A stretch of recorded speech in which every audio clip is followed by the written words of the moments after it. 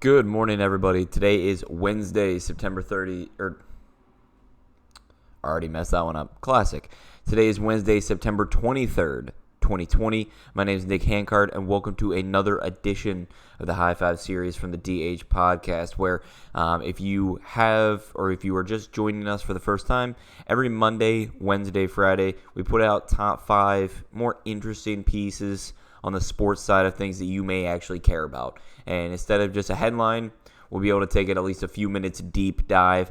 We try to keep it about 10 minutes per episode. Sometimes it goes over.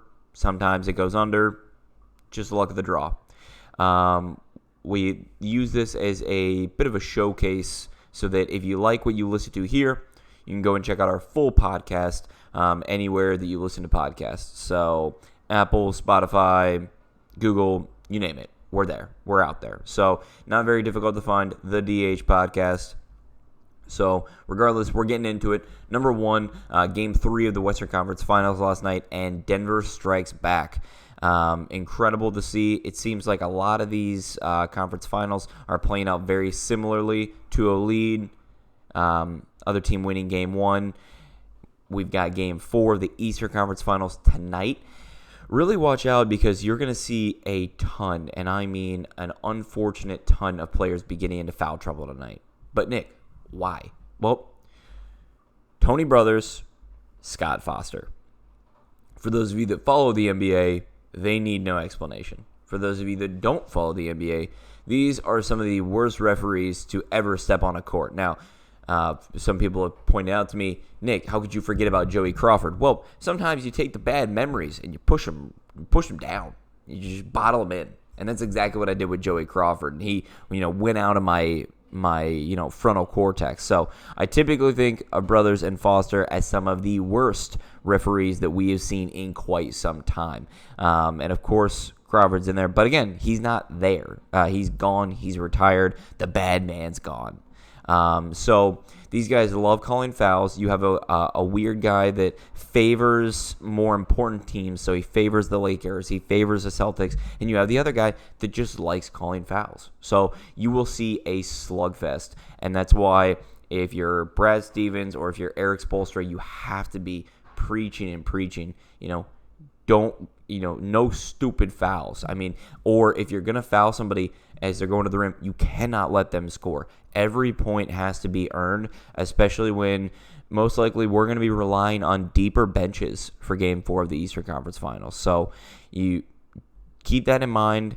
That's at least what we've seen in the past in the playoffs when these two guys get together. It's like a weird Voltron meeting of the minds where they just love to make Twitter explode. And they're good at it. So I expect that to happen tonight too. Our friends at For the Win and also Denver's head coach, Mike Malone, called Jamal a superstar. I disagree. I think that he is an incredible player. I think that he's definitely deserving of the term star. Now, also, it depends upon if you want to look at this relatively or holistically. Over his career, Jamal Murray is not a superstar. In these playoffs, Jamal Murray is a superstar. So if that's how we want to tier it, because then if we're banking on these playoffs, Giannis is not a superstar. So if we want to do relative, I'll give that to you 100%. But to me, a superstar is peak of the peak consistency. So not only are we first team All-NBAs, not only are we in the running for MVPs, not only are we carrying our teams and bringing them to a better place in one season, we're now doing that consistently across the board. Superstar is a very fun word to throw around. It shouldn't be. It just shouldn't be. You need to take what you can get, and you need to ride the hot hand. Jamal Murray, in these playoffs, a superstar. Ride the hot hand. Keep playing him. He's burying daggers all over the court. Let him keep doing it, because right now, he just may will the Nuggets to another Game 7. We've seen 2 out of them already. Why not make it a third? Why not? Every series, just give him a Game 7 like Oprah. You get a Game 7. You get a Game 7. Let it happen. I wouldn't say a superstar in the league just yet. I think that that's reserved for maybe 5 or 6 players in the league. and that's not him yet. I would say overall career, the Jokic is more of a superstar than Jamal Murray. Now, in these playoffs, again, Murray has outshined Jokic. But we just need to be careful before throwing all these crazy words like we love to do. Number 2, Billy Donovan, now the head coach of the Bulls. Keep in mind, Bulls have the 4th pick in the draft, so they are looking heavily at Obi Toppin out of Dayton. That's the wrong side of the shirt. Go Flyers. And it's either going to be them at 4, or the Cavs at 5 that are most likely going to end up taking Obi Toppin. So keep in mind, he's going to get some incredible high-level talent to really start off his career, and you also still get Zach LaVine. So, no, you don't. No, you don't. Who am I talking about? I'm not talking about Zach LaVine, am I? I don't think I am, guys. Got to be honest with you here. I like double check. No.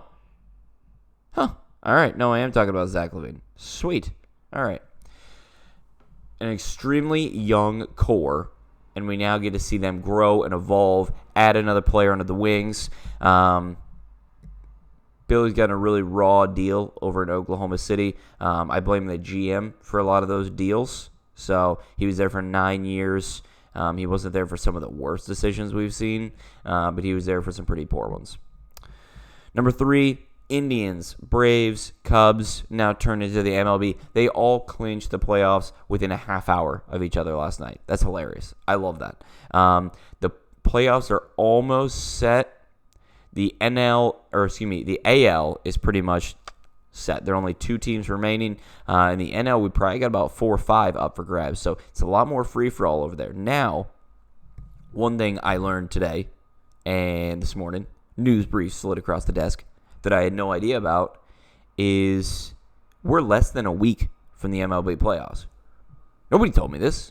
I knew we were in a 60-game season, but they really just cram that shit in there because I think that they want to hit the reset completely and be back to normal next season. So I think that that's going to be what we're looking at, is when this happens, that they want to just end it here, keep a similar playoff schedule. I know that they're going to they have an expanded playoffs, but still they want to be able to just give people a reasonable offseason and allow them back in a training camp, and then they're going to push for fans completely in 21. So that's a fact that I know. Number 4, we're going back to the NFL, and we're going to keep there for the rest of the time here today. But there's of course a lot of pundits arguing about which 0-2 team will make the playoffs. I'm actually going to take you one further. I'm going to argue which 0-3 team will make the playoffs. It's going to be the Houston Texans. A lot of people were arguing Texans or Falcons. Texans or Falcons. If the Falcons give up that kind of lead to the Cowboys, and the Cowboys are a playoff caliber team, but they are not solidified for an NFC championship. The Texans lost to the Chiefs and the Ravens.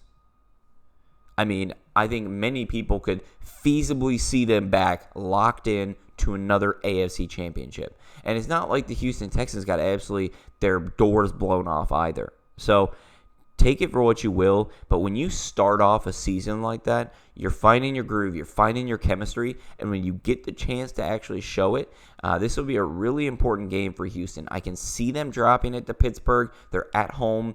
I don't think they will. I would not bet the spread. If you're going to bet for this game, just take money line straight up. But I would lean towards Houston on this one. They've played better teams than Pittsburgh, and Pittsburgh is already exceeding expectations out of the first 2 weeks. But this will be a real test for Houston. So I'm more worried about looking at this from the Houston side than the Pittsburgh side. Steelers will show up. Steelers are going to play their game. They're going to play really well. And it's up to the Texans to win that game. They're not going to, nobody's rolling over for them to get to the playoffs. But this will be a show of, can this team be a playoff caliber? I also have no hope for the Falcons. No hope. They offloaded some people. They brought on Gurley. Still doesn't help. I don't know how that doesn't help. Still doesn't help. Nobody refuses to pass to, or Ryan refuses to pass to Julio in the red zone. It's impossible. The man has like 87,000 yards and 5 touchdowns. So he's definitely going to set every yards record and none of the touchdown records. He actually may set the record for lowest touchdowns per receiving yard. That could easily be one. I think that could be a stat that we have. And finally, Thursday Night Football is tomorrow. Dolphins, Jags, Toilet Bowl. Not so fast, my friends. Not so fast. Jaguars are trying to make a statement. And by trying, I mean they are. This is a team that really likes each other because they've come around to the premise that the front office doesn't like us. The front office doesn't want us. We need to prove them wrong. And they're going out and doing it. That win against the Colts was huge. When everybody thought that after trading people off and selling people off, it was a fire sale over in Jacksonville, that they had no hope left whatsoever. And now we get the chance to look at it from a different side. So this is an easily beatable Dolphins team. The Jaguars have the heart for this one. The Dolphins more so have a little bit more talent. When are they going to release Tua?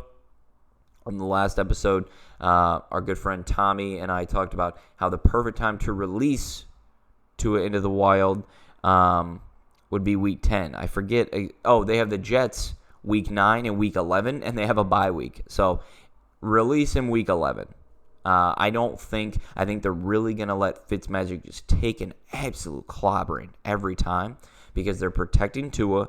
They want him to learn more of the playbook. They want to learn, okay, this is what we're doing well, replicate. This is what Fitzmagic is doing terribly, more things often than not, and this is what you need to change. Simple as that. So, that has been another edition of the Hi5 series through the DH podcast. My name's Nick. As well, you can always find us on Instagram or Twitter. If you want to subscribe, by all means, comment if you think I'm wrong on something. I'm more than happy to chop it up, chat it up. Let me know. All right, everybody. We will see you on Friday with a new slate of Eastern Conference games, with the playoffs for the MLB being officially set, and a look at the Sunday slate for NFL. So take care, and we will see you in a couple days.